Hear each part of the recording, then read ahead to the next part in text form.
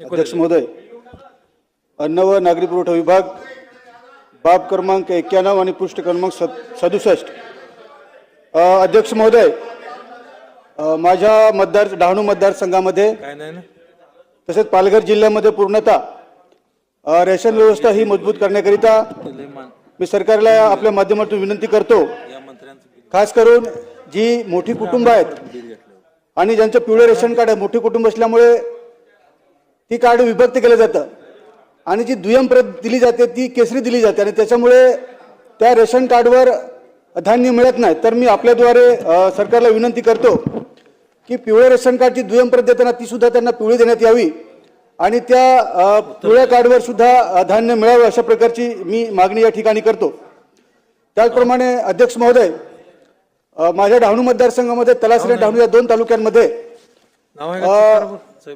जो रेशन कार्डचा जो इष्टांक आहे तो 100% पूर्ण झालेला आहे आणि म्हणून आपल्या माध्यमातून मी विनंती करतो की हा जो इष्टांक आहे हा तिथे वाढवण्यात आला पाहिजे। वाढती लोकसंख्या पाहता जवळजवळ 20 ते 25 हे नवीन रेशन कार्डचे फॉर्म हे तहसील कार्यालयामध्ये प्राप्त झालेले आहेत आणि इष्टांक हा 100% पूर्ण झाल्यामुळे त्यांना हे रेशन कार्ड मिळत नाही, त्यांना धान्य मिळत नाही। तर आपल्या माध्यमातून मी मागणी करतो की हा इष्टांक वाढला पाहिजे। त्याचप्रमाणे संपूर्ण शहरी भागामध्ये सुद्धा जी गरीब कुटुंब आहेत या कुटुंबांना सुद्धा या रेशन धान्याचा लाभ झाला पाहिजे अशा प्रकारची मी आपल्या माध्यमातून विनंती करतो। त्याचप्रमाणे सार्वजनिक आरोग्य विभाग बाब क्रमांक 124 आणि पृष्ठ क्रमांक 89। अध्यक्ष महोदय, माझ्या मतदारसंघामध्ये तलासरी तालुक्यामध्ये 30 ऑगस्ट 2024 रोजी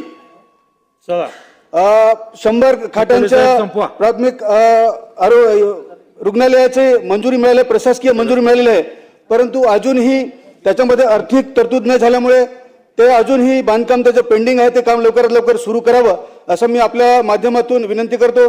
त्याचप्रमाणे माझ्या दोन्ही डहाणू आणि तलासरी तालुक्यामध्ये ग्रामीण भागातील प्राथमिक आरोग्य केंद्र 2 मिनिटं साहेब 2 मिनिटं प्राथमिक आरोग्य केंद्रामधील जी काही आरोग्य सेवक आहेत, आरोग्य सेविका आहेत, अशा अनेक प्रकारची जी पदे रिक्त आहेत ही रिक्त पदाची लवकरात लवकर त्या ठिकाणी रिक्रुटमेंट झाली पाहिजे अशा प्रकारचे मी आपल्या माध्यमातून सरकारला विनंती करतो।